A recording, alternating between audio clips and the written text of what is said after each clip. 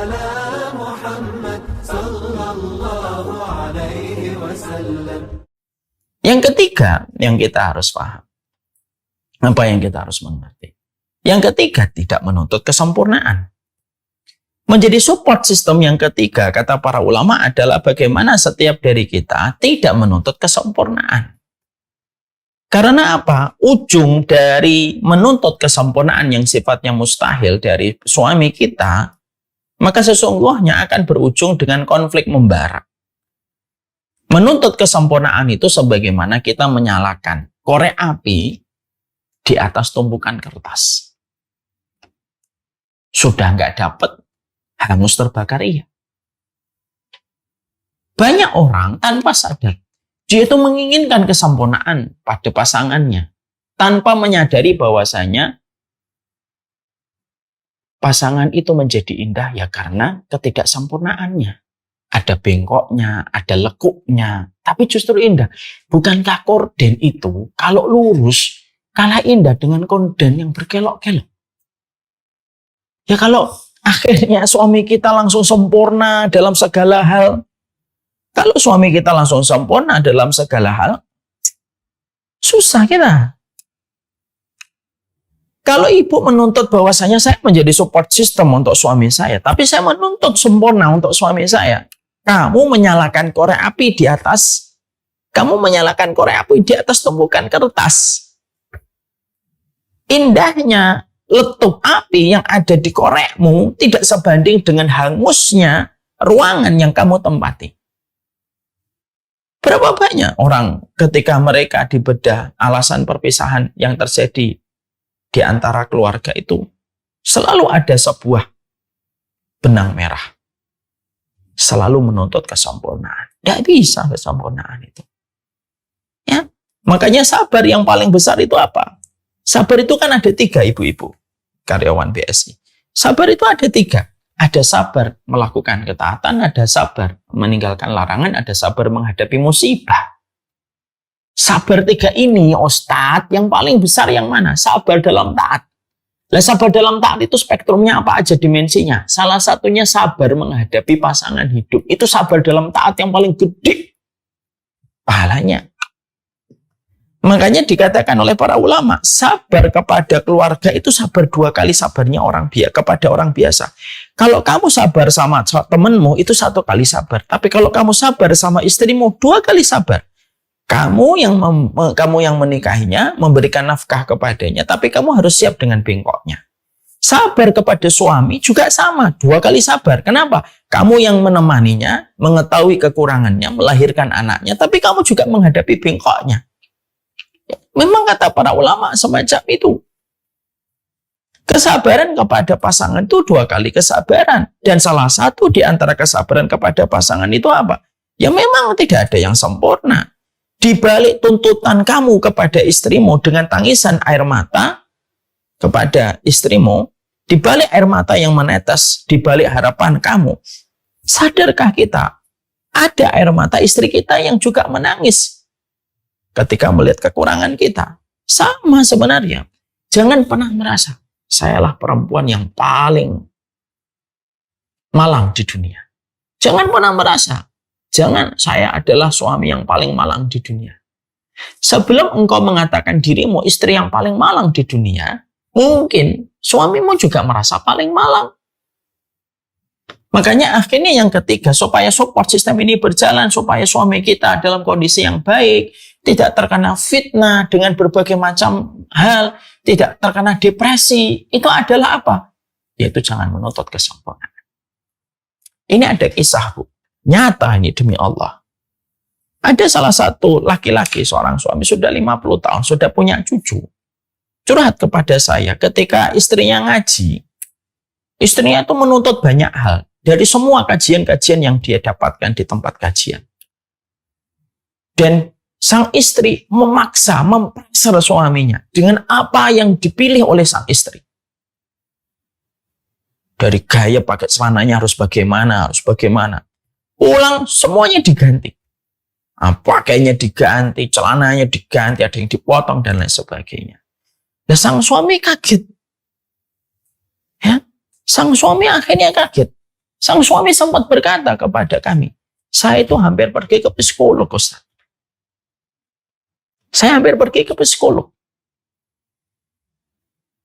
Istri saya nggak tahu, tapi akhirnya saya trauma dengan istri saya.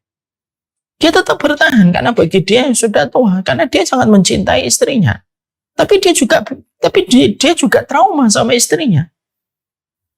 Makanya di situ akhirnya kita mendapatkan adalah Masya Allah ya, support system itu tidak akan terbentuk. Kenapa? Ya kita tidak bisa menuntut kesempurnaan. Yang bisa kita lakukan memberikan undur, tapi seni menyampaikan kesalahan supaya dipelajari dan dikoreksi serta dievaluasi tetap diberikan. Bukan berarti tidak menuntut kesempurnaan kita mendiamkan lalu tidak mengubah keadaan menjadi lebih baik. Ya enggak kayak gitu juga. Tapi tetap bagaimanapun kita harus berusaha untuk memberikan perbaikan-perbaikan antara suami dan istri. Itu yang ketiga. Yang keempat, ya, yaitu adalah ketika kita menjadi support system dalam kehidupan untuk suami kita, yaitu yang keempat adalah kita tidak hanya menjadi istri, tapi jadi istri, jadi kekasih, jadi sahabat, dan ibu dari anak-anak kita. Kadang-kadang kita harus quality time supaya kita bisa kayak kekasih. Ingat ya Bu, suami kita itu adalah big baby. Dia adalah bayi besar. Gitu. Jangan menuntut harus berwibawa 24 jam. Tidak boleh bercanda. Kamu kepala keluarga. Tidak bisa. Nabi aja pernah ngajak lomba berlari Aisyah kok. Kalau kita pikir-pikir ngapain Rasulullah, pemimpin besar, pemimpin penduduk surga, lomba lari dengan Aisyah.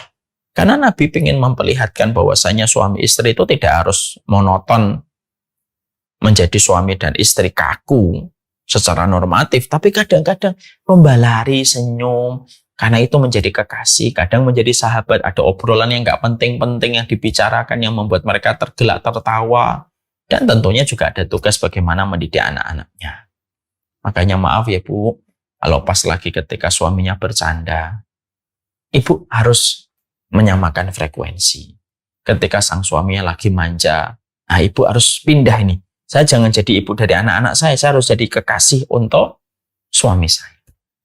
Makanya akhirnya permintaan kita dalam doa itu apa? Ya Allah, jadikanlah saya itu adalah istri, jadikanlah saya kekasih, jadikanlah saya adalah ibu dari anak-anak saya dan sahabat untuk suami saya.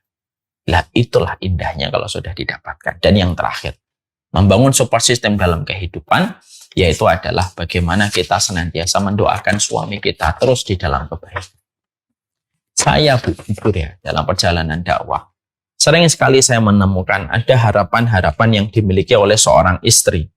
Saat saya tuh pengen suami saya begini dan begini. Lalu saya berkata, Ibu sudah mendoakan di waktu-waktu yang mustajab.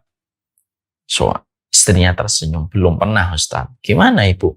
Orang yang paling layak didoakan oleh ibu itu bukan anak. Orang yang paling layak didoakan oleh wanita, seorang istri itu ya suaminya dulu. Wong suaminya pintu tengahnya surga kok. Gak didoakan pertama kali itu, terus gimana dapat pintu tengahnya surga? Ada pula yang berkata juga kepada saya, Ustaz, saya itu mendoakan suami saya, tapi paling terakhir setelah saya mendoakan semua, baru saya suami saya. Tidak bisa Ibu. Tidak bisa begitu. Inilah yang menjadikan kita akhirnya paham. Bahasa cinta min amaratil hum atau min amaratil mahabbah dzikruha. Sesungguhnya tanda cinta itu menyebutkannya dan menyebutkan namanya di hadapan Allah. Menjadi bagian persahabatan, bisa menjadi kekasih untuk pasangan kita. Dan supaya kita bisa memberikan ketenangan, kita tidak menuntut kesempurnaan untuk suami kita. Supaya kita bisa mendapatkan persahabatan yang baik, itu kita minta kepada Allah. Supaya kita bisa menjadi qurrata ayun untuk suami kita. Kalau kita sebagai wanita sudah qurrata ayun, laki-laki merasakan, ya Allah, luar biasa ya istri saya itu menjadi qurrata ayun. Kalau laki-laki itu baik Bu, pasti dia akan berusaha untuk menjadi qurrata ayun. Dan apa yang didapatkan? Suami ibu akan berkualitas di tempat kerja. Dia tenang di tempat pekerjaan. Dia tidak perlu mengambil-ngambil yang haram. Dia tidak perlu tergiur dengan berbagai macam spekulasi perjudian. Kenapa? Dia sudah mendapatkan ketenangan melalui istrinya.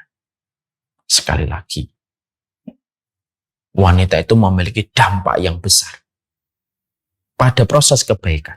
Sebagaimana perempuan itu juga bisa sebaliknya memberikan dampak kerusakan bagi kehidupan ketika mereka tidak tahu tugas dan pekerjaan yang harus diselesaikan oleh mereka. Wallahu a'lam bishawab. Mohon maaf agak keluar waktu 1,5 jam kita membahas, tapi karena memang pembahasan ini tidak bisa diputus di tengah-tengah, dan saya memilih tema ini sebenarnya karena tema ini saya melihat bahwasannya di BSI kemarin sempat mengalami turbulence yang cukup besar gitu. Dan tentunya kita sangat berharap sekali bahwasanya keadaan-keadaan semacam ini mungkin akan sering datang dan sering hadir. Maka bagaimanapun wanita, mereka bukan pengangguran. Wanita itu bukan hanya sekedar ibu rumah tangga. Tapi wanita itu adalah bagian dari sebuah tim yang sangat luar biasa bersama suaminya. Dan memberikan support system yang terbaik dalam kehidupan bersama suaminya dan keturunan-keturunannya.